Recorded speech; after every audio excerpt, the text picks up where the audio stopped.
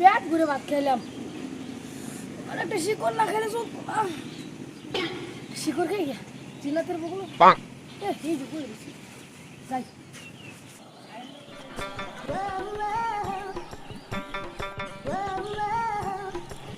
জগন্নাথ দেখুন তো শিকড়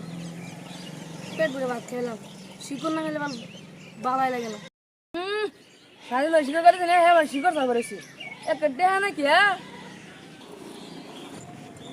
যা মানতে নাকি হ্যাঁ শিকড় খাওয়া ব্যস্ত করে দেবে যা যাই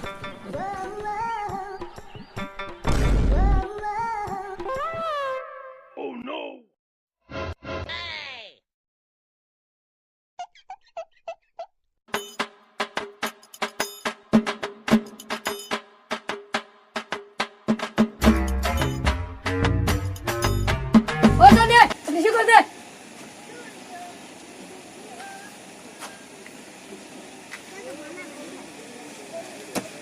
ভালো করে তো পুরো মতো